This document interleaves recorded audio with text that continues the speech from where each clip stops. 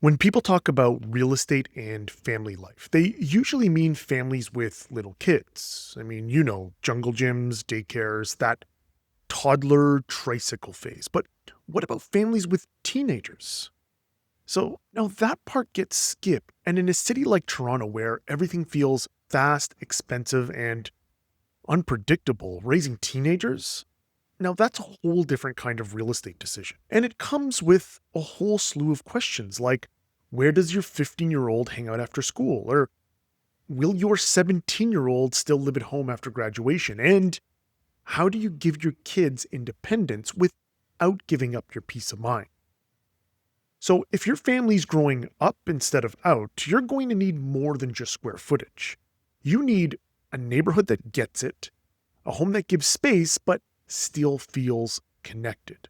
In this video, I'm going to show you what to look for when you're raising teens in the city. So which kind of homes work best, what to prioritize in which neighborhood, and why your next move might not be about more bedrooms, it might be about better boundaries. Now, I'm raising two teens of my own, so this one's personal. So let's talk about what this next chapter really looks like. So first up, let's talk about what makes a neighborhood teen-friendly. So it's not the same as when your kids were 5, and here's what I'd keep in mind. So number 1 on this list is transit access.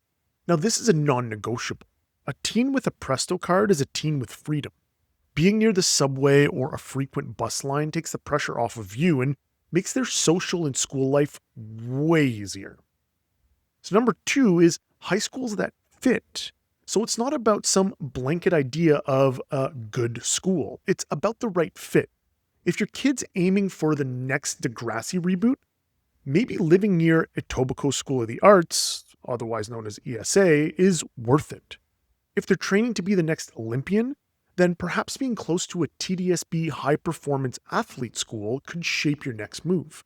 These schools have flexible curriculums to allow your kid to practice and train while studying. Or maybe your teen is all about academics. Then proximity to one of the city's top-rated schools might matter way much more. But remember, fit over rankings, always. Number 3 is hangout spots that double as life experience. Teens aren't hanging out the playground anymore.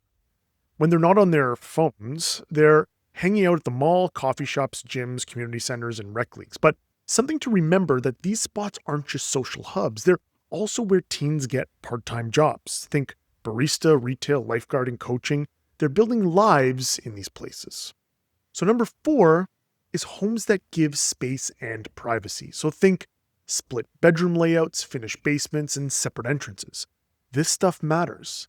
Teens need personal space, and if you're planning ahead, even the option of a basement suite or a duplex gives them room to grow without moving too far out.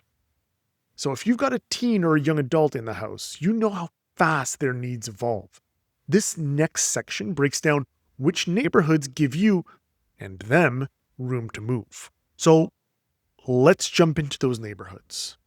And I'm going to do this a little bit differently. So normally this is where I'd start running through 10 or 12 different neighborhoods, but let's be honest. After the third one, you're probably zoning out. And if you've got a teen in your house, your attention span is already stretched. I get it. That's why I put together something better. A full breakdown of the best neighborhoods for teen families in Toronto, curated by what matters most. I built this list by focusing on 3 main things. First up is schools, not just top ranked, but the right fit. So art schools, athletic programs, academic focus, whatever suits your teen. The second thing I was looking at is transit access. So your teen can get around without turning you into a personal Uber. And the third one is housing options. I highlight the kind of homes you'll actually find there, whether it be condos, duplexes, rentals, you name it. Plus, this guide actually includes 2 key worksheets. So the first is a 5-year vision planner to help you imagine what your teen and your home might need next. And I've also created a home search checklist tailored specifically to families with teens. So whether you're upsizing, downsizing, or just future planning, this guide will help you ask smarter questions before you even start the search. So download it for free. It's linked down below. And if you're still feeling stuck, just book a call and we'll walk through it together. Okay, so once you've locked down a neighborhood, let's talk about what to actually look for in a home for teen families. So let's talk about the house itself, because what worked when your kids were toddlers probably isn't going to work now. So forget giant yards. What teens need is private indoor space where they can retreat, decompress, study, or just vibe in peace. If you do have outdoor space, think finished patios or rooftop terraces, not grassy patches.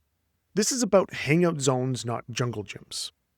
Then when we think of the house itself, think of split bedroom layouts. I mean, they're great because they create distance.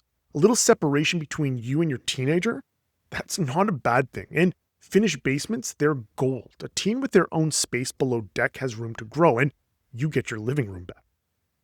And then let's talk condos. I know, condos can be a tough sell for families with young kids, but for families with teens or young adults, they might actually be the best fit. Especially if you're in a building with rooftop patios, gyms, party rooms, or even just decent common spaces. It gives your teen somewhere to hang out that's close but not too close, safe, and social. And if you're thinking long-term, a duplex basement suite or multi-generational home or condo, yes, they make multi-gen condos now, give your teenager some independence but still keeps them close enough for home-cooked meals and laundry day. You're not just buying for today, you're buying for the next 5 to 10 years.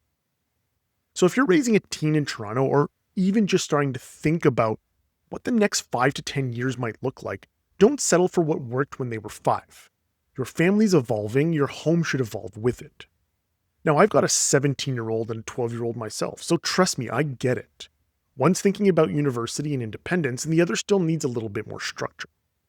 Navigating that in a shared space, it's a balancing act. Privacy matters, space matters, and so does giving each kid room to grow without losing a sense of home. That's why I put this guide together, from one teen parent to another. So download the free Teen Family Guide. It's linked down below, or there should be a QR code here on the screen. Inside, you'll find the best neighborhoods for raising teenagers, school links, housing tips, and worksheets to help you plan your family's next chapter. Or book a call with me. I'm not here just to sell you a property. I'm here to help you make a thoughtful move that actually fits your life. And hey, if this video hit home, give it a like, drop a comment, and subscribe for more under the radar insights. So when it comes to your family, you've done the early years, you've done the routines. Now let's build a home that fits this version of your family, and let's find that together. Peace out.